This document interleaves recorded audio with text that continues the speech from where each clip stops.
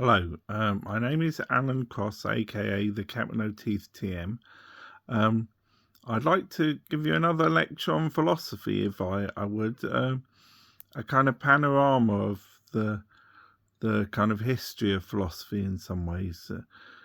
Some people say, is philosophy just the history of ideas? And you have to distinguish between the history of philosophies and the actual activity of philosophy, which is more like understanding rather than documenting necessarily the landmarks of philosophy. But I'd like to go way back in time to where philosophy and mathematics split, probably about 4,000 years ago, and that's more or less when somewhere in the wisps of the wild men of philosophy who kept alive the ancient wisdom. That's probably where you'd make a starting point. But the real developments of philosophy actually coming into our public sphere were probably on the ancient Greek peninsula, or ancient Greece as it's known. The scattered number of academics that were kind of the very early foundations of the university, and philosophy went throughout the ancient Greek world. In that, for example, in the early development of medicine, the idea of the Hippocratic Oath and the value of human life was a topic revisited by Immanuel Kant later on in the Enlightenment. And in ancient Greek tragedy, where a similar plotline would prevail, would be that the idea of that human nature would bring about all the characters into some kind of combined tragedy. Sort of the flaws in human nature would bring about this grand ending where they all died. And you can see a bit of Shakespeare's tribute to that in the play Hamlet that I posted on Laurence Olivier's Hamlet. But you can see the idea of a link between psychology and philosophy in ancient Greece. And you might say, well, is there a difference between psychology and philosophy? And they're both integrally involved, and psychology as a subject didn't really break away for another 2,000 years. So but it remained part of philosophy, and in some ways the philosophers were those with different dispositions changed by their individual psychologies. For example, Immanuel Kant had a very rational psychology that could have been linked to autistic tendencies, and Nietzsche had a wilder, more practical approach to philosophy, the philosophy of power. And he was kind of the opposite of Kant, more the pragmatist, as it were, and the follower of Machiavelli, and a kind of his melding of Machiavelli and Schopenhauer, who's another interesting figure if you get to study. Very different from Nietzsche, but Nietzsche uses the example of in Plato of Thrasymachus, and of altruism, which you might be symbolized by Jesus Christ. And Thrasymachus says, why are the less dominant leading society? It should be the most capable that leads society, and there's a kind of implicit association with this being the most dominant people, which you might question, and I might question, given the abilities of autistic people with autonomy, for example. But Thrasymachus's point still holds. Well, why aren't the most capable in power? So there is the question of who are the most capable. Are they the first to volunteer, the first to come up with an idea, the first to dominate a social situation, or are the most capable not necessarily those people, the people who would be more considerate and wise and be the example of the philosopher? And therefore Plato spoke about the philosopher king being the example of a king with the gifts of the philosophers, that in the earlier foundation of philosophy, the philosophers were actually employed by the nobility, and then that was important to the roots of philosophy. But Plato said, well, what if a king had the wisdom of a philosopher? You know, what kind of society would come from that? And Plato, probably because of the instability of ancient Greece, but he went for a very right-wing kind of society, and a very conservative society. But it was a kind of thought experiment, I think, for Plato, in that, you know, the melding of the ideas of the council of the king with the actual king himself. So you go back to the ancient foundation of the university, and you have Socrates. And Socrates was he was a fundamental teacher that was at the very roots of the early foundation of philosophy and the university, which was the kind of seed where all the different subjects grew from, was the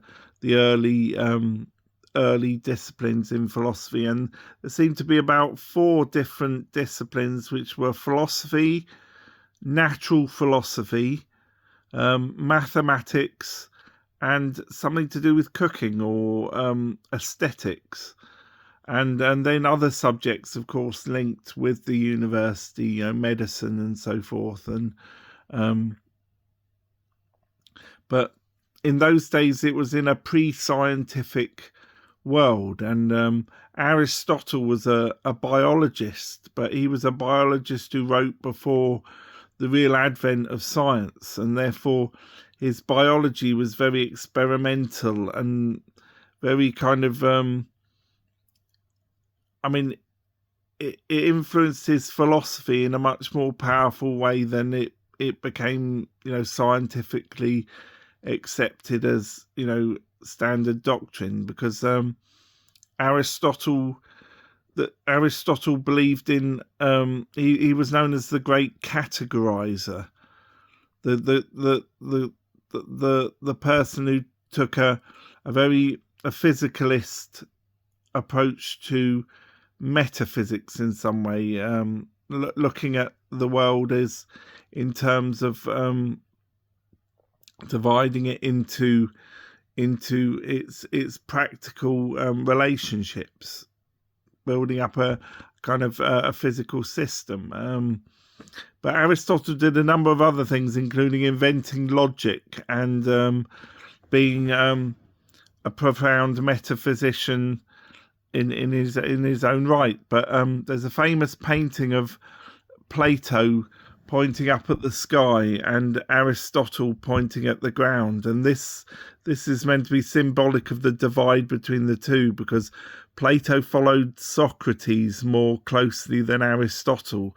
Aristotle was the kind of genius that rebelled away, and Plato believed more in Socrates' idea of the material world coming from some kind of blueprint of the forms, and of reality emanating from the good, or the kind of bit like Schopenhauer's will in nature, the kind of the life bringer to the universe, you know, the meaning giver to existence in some way. But he said that was, you see, there was the problem of of words, in that it why would you call a number of things a chair or a tree?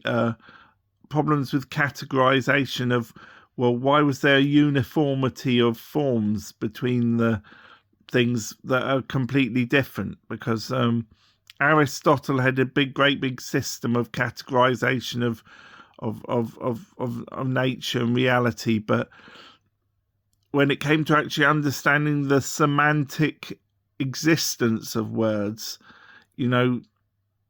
Socrates and Plato said there must be something beyond the physical, and Aristotle then responded with the third man argument, or has been attributed to Aristotle, and namely that there must be some relationship between something beyond the material and the material itself, and therefore there must be some interrelating feature that combines. And then, following the logic of the argument, that says, well, there must be another thing that combines that thing and the previous, and people argue that goes to a kind of reductio ad absurdum or a reduction to absurdity of relationships, a bit like, for example, the example of if you cross a road,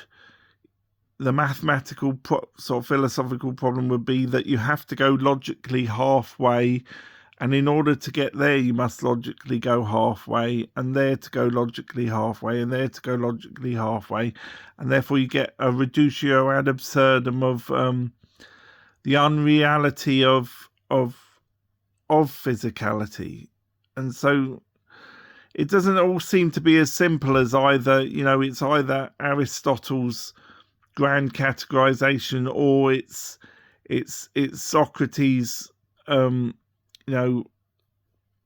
of proto Judeo-Christianism, the idea of not necessarily with the teachings of the Bible, but with the idea of reality emanating from one source, or a Christian would probably argue more an author of the universe, in that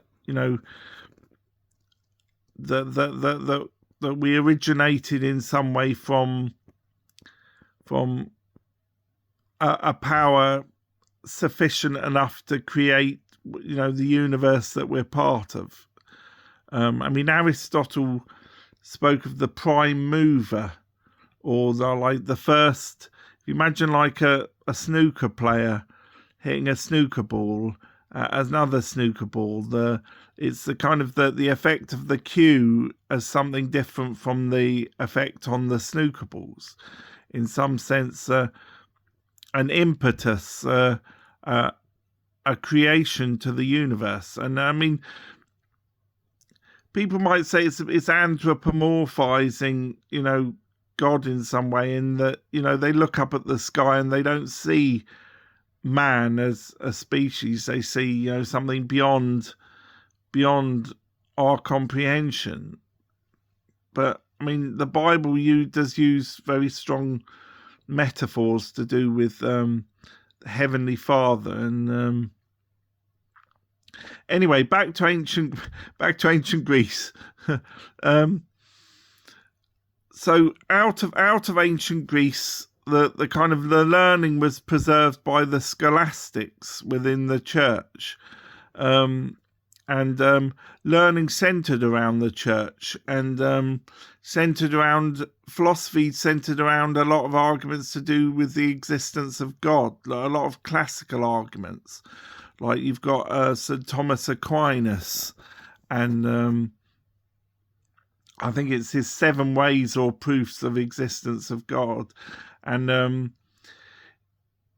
to understand that kind of approach, you're looking at very classical logic, as in a Cartesian-esque way, but in a less sophisticated way than Descartes, arguing that God was a necessary truth of the universe from examples of Aristotelian and logic coming from Aristotle. But and therefore, can logic prove God's existence in the kind of utility, in the kind of functionality of what logic actually does? Is logic something? Because I mean, Aristotle's prime mover would, in some sense, seem to be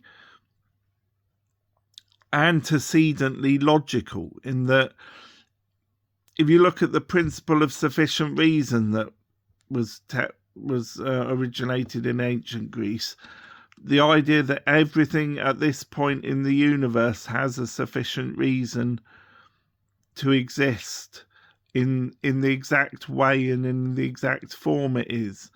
You get onto interesting thinkers like Ernst Mach, who spoke of an interconnectedness between that principle of sufficient reason and other principles of sufficient reason. I mean, if you froze the universe now, how would it be in its state, like a statue that's being carved, or what would all the logical realities be at the same time that provoke the world we're in? And then you have to look, well, what sufficient reason provoked that sufficient reason, provoked that sufficient reason, and then you go back to the prime mover again, because you kind of, Aristotle's arguments for God seem to be the more salient. I mean, see, when you go into St. Thomas Aquinas, it's to do with God being a logical, necessarily result of the word God, or the concept of God, that within the concept of God is the perfection of existence, and the other perfections of God come from that notion. And I mean, you might say, well, that's tautological.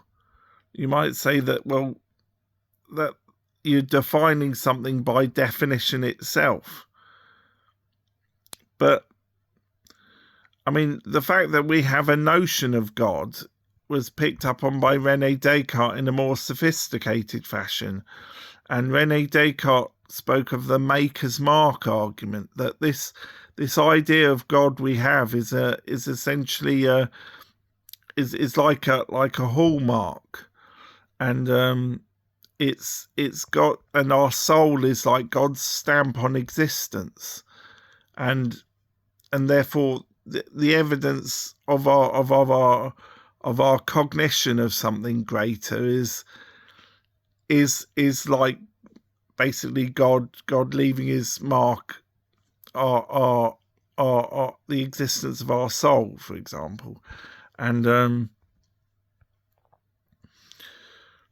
so there you go. You go more into Descartes. Descartes, he sort of expands in a more sophisticated way the Aquininian argument, and he opens up more philosophical questions to do with looking at, well, what can we essentially understand epistemology to be? Because the ancient Greeks spoke about epistemology. Socrates spoke about the wisest man knowing the least, in the sense of that the wise man realizes how little he actually does know, and realizes when he does not know, and therefore doesn't make assumptions assuming he does know, if you see what I mean. But when you get into Descartes, he says, well, the edifice of human knowledge is so inconsistent and badly constructed that there isn't really a reason why it couldn't be doubted or brought to some doubt. And he says, well, what can knowledge be? If knowledge in the sense of our academic knowledge is subject to flaws, if knowledge in the sense of our senses, our evidence of our senses is flawed, as the ancient Greeks argued, what can we actually know? And he says, well, the only thing we can actually know is that we are a type of thing that has the capacity to doubt, or a doubting thing in some sense. But in terms of thing, well, we go back to Aristotle, and Aristotle, he found it quite difficult to categorize the immaterial, the spiritual, in terms of his system of categories of things, and therefore to say a thinking thing,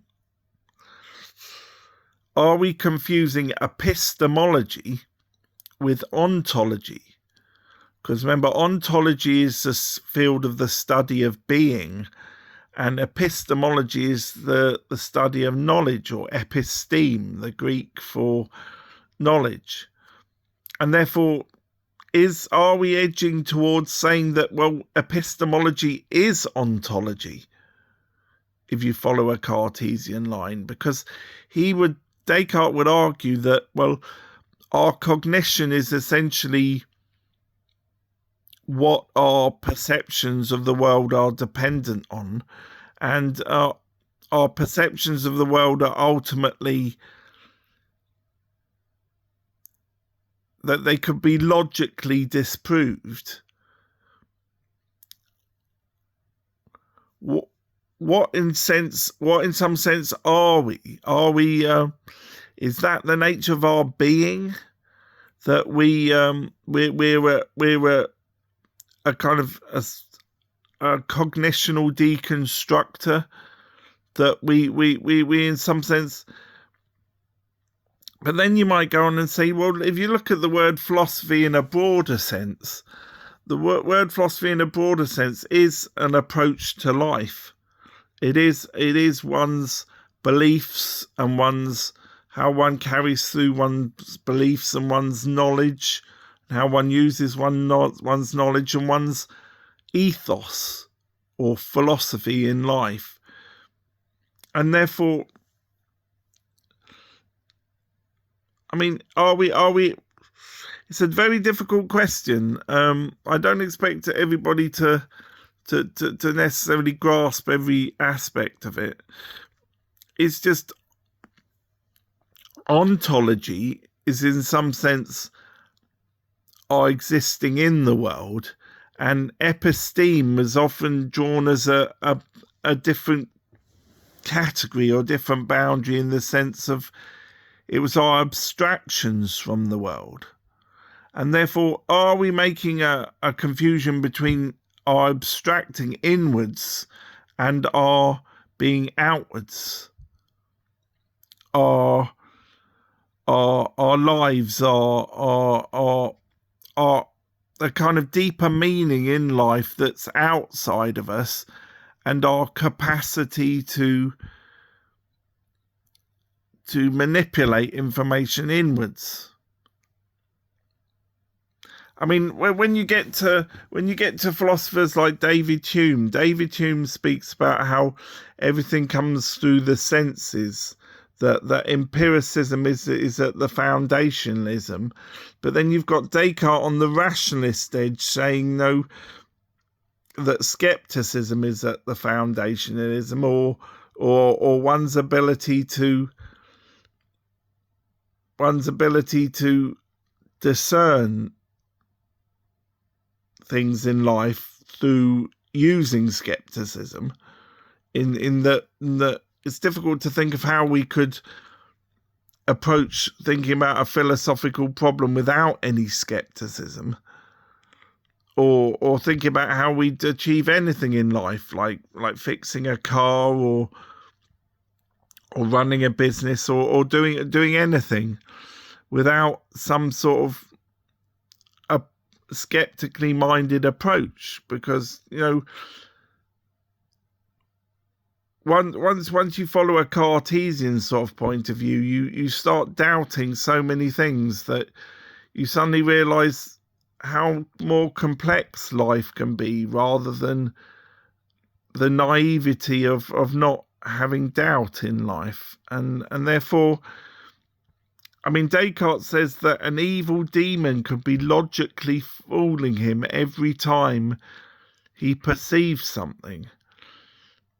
And I mean, showing the weakness of our cognition based on the senses, goes back to ancient Greece and the ancient Greek skeptics, who very much, it was in the early stages of philosophy, and they seem to lapse into solipsism or a belief that they were the only thing that truly existed, and that everything else, because it was subject to doubt, was somehow immaterial. I mean, there was a famous skeptic, I think Pyrrho of Elysia, who lived in a bucket and complained about Alexander the Great blocking his sunlight or something.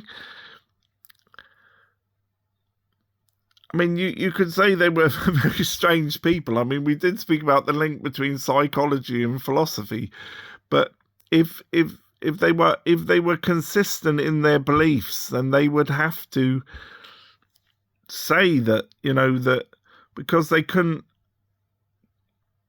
believe 100% with the knowledge, with the standard of knowledge, that the material world existed in the same way as we'd assume it exists through our kind of sensory perception.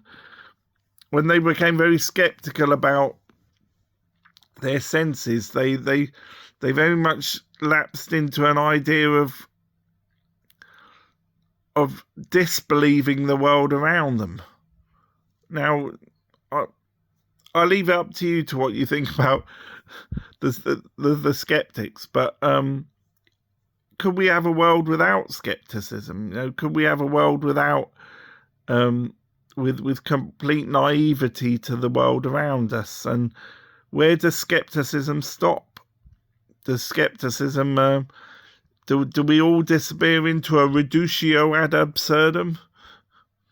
I mean, we've got the nature of reality we spoke about, crossing a road. We've got the nature of our senses. We've got the nature of, human nature with its flaws, And it's important to think recently about how changes in the law have affected the value of human life, because I did give a lecture about feminism that perhaps people should see. But anyway, so that's a little bit of an early panorama. We might do a part 2 to get on to more beyond the scholastics and things, because philosophy develops more after that. Thank you.